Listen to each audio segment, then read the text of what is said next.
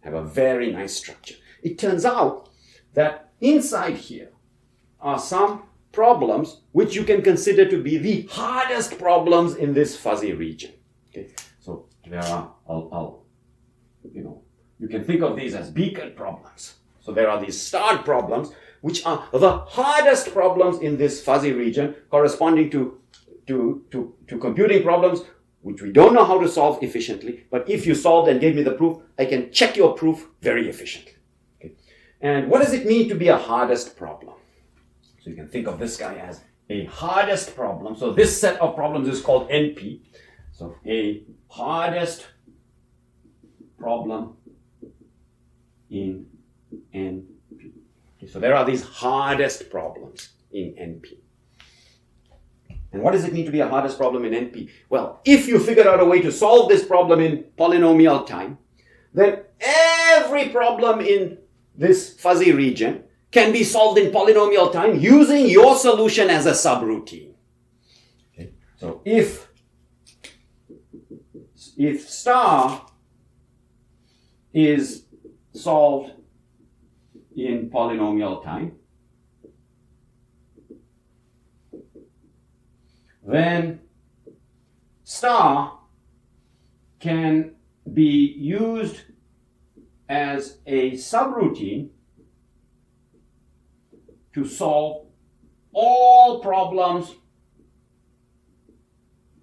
in NP in polynomial time.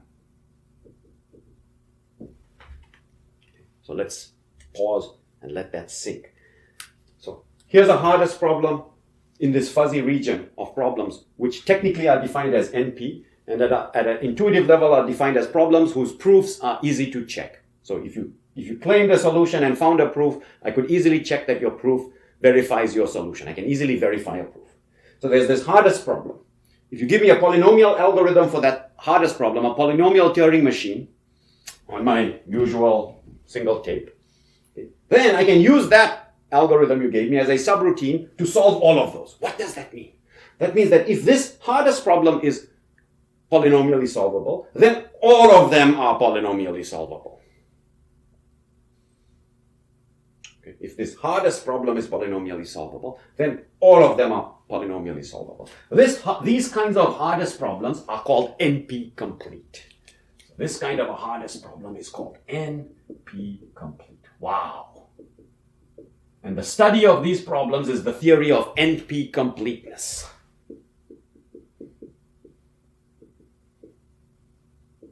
Wow.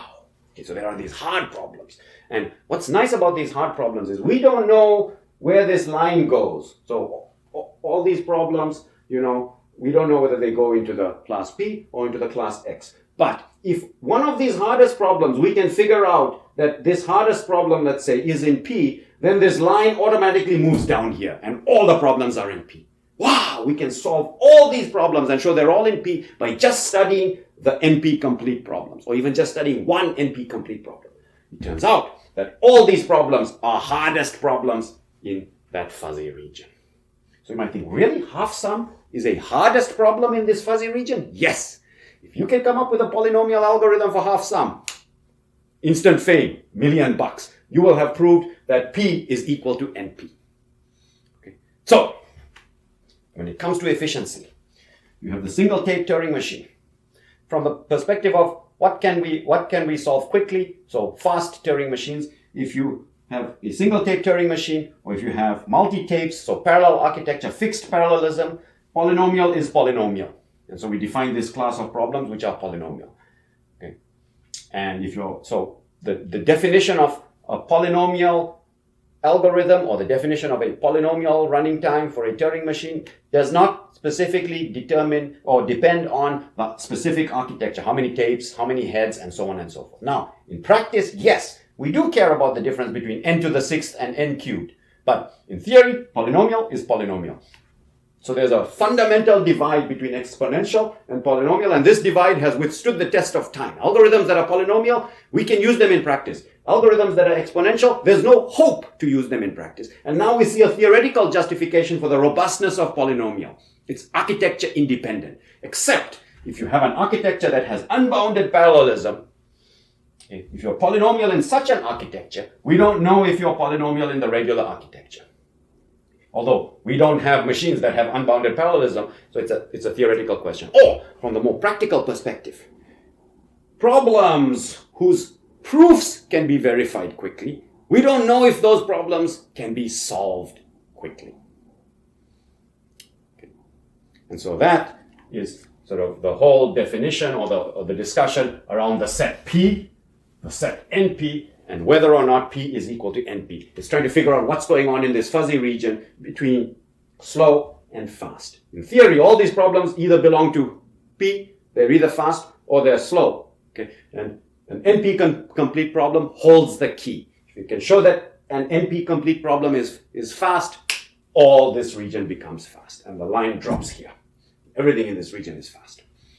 Okay? So that's a little bit of a glimpse into sort of what we call complexity theory. Okay? So the theory of, how quickly solvable problems can be solved. Okay? So now I want to erase, and that more or less marks the end of the course. I want to erase and end on an emphatic note. And so because it's an emphatic note, I'm going to erase.